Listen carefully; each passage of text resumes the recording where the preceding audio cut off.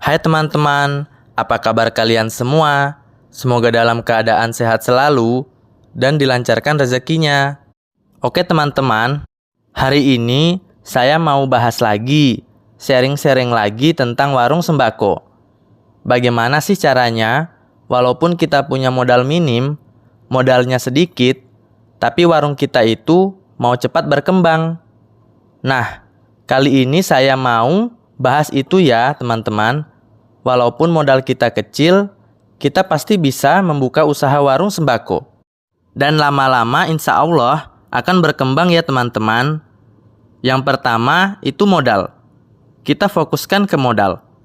Modal kita fokuskan untuk warung sembako atau untuk menambah barang.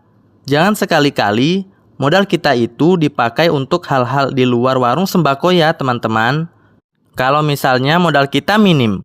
Lain lagi kalau misalkan modal kita itu ratusan juta. Itu kita bisa langsung mengambil keuntungan ya teman-teman. Tapi kalau misalkan modal kita minim, ya fokuskan saja modal kita di warung sembako. Untuk menambah barang lagi, untuk melengkapi barang di warung sembako. Ada teman-teman juga yang nanya, misalkan uang kita hanya itu, terus ada kebutuhan yang mendesak itu bagaimana? Nah, itu bisa dihitung kasbon ya teman-teman. Kita kasbon dulu. Nanti kalau sudah ada uang, nanti bisa dibayar ya. Tapi harus tetap ada rinciannya. Harus ada hitungannya ya teman-teman. Tidak asal comot-comot aja. Oke, selanjutnya kita bisa mencari tambahan lain atau pekerjaan lain atau sumber lain untuk pasangan suami istri.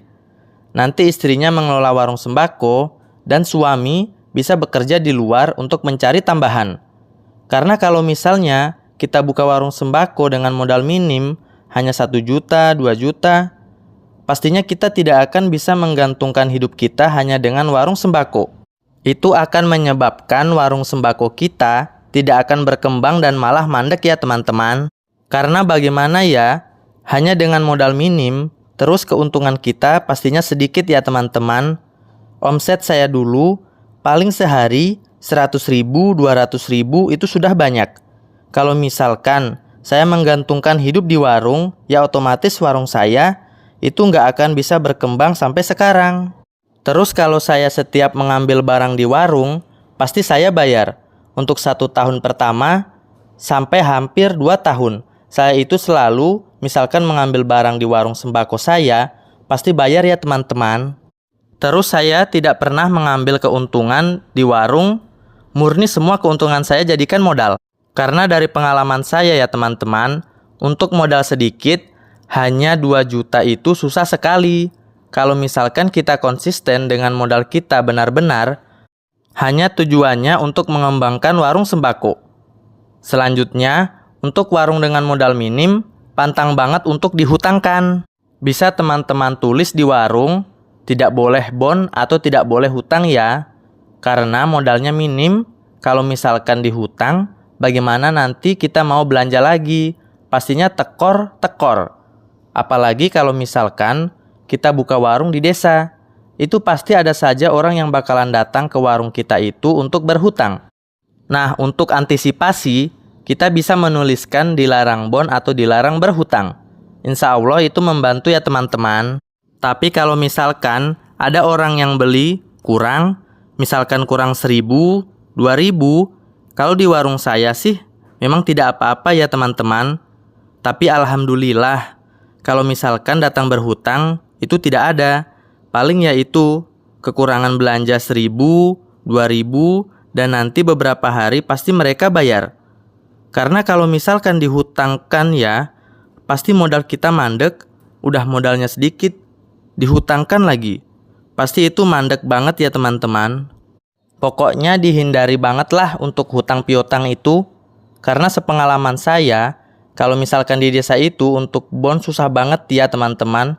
Karena saya dulu pernah menghutangkan atau memperbolehkan pembeli saya berhutang. Tetapi yang fatalnya sampai sekarang sudah bertahun-tahun tidak dibayar. Lebih parahnya lagi, kebiasaan orang yang ada di daerah tempat tinggal saya, kalau sudah berhutang, pasti tidak mau lagi beli di warung saya. Bahkan ada yang membuka warung sembako sendiri. Bagaimana tidak jengkel kalau seperti itu? Kalau nggak dihutangi nanti katanya pelit, nggak percayaan sama tetangga sendiri. Tapi kalau dibolehin berhutang, alasannya banyak sekali. Belum ada duitnya lah, nanti saya bayar, besok saya bayar. Malahan ada yang berhutang ke warung saya nagih. Malah dia yang lebih galak dari saya. Yang lebih parah, yang tadi saya bilang ya, yang udah nggak mau beli ke warung saya. Sama ada juga yang sudah bikin warung sembako sendiri. Dan sekarang saya benar-benar fokus di warung sembako saja, yang tiap hari laku, terus setiap hari juga menghasilkan uang ya teman-teman. Oke, selanjutnya kita harus benar-benar jeli untuk manajemen keuangan kita. Perlu dicatat untuk keluar masuknya uang kita alias keuntungan.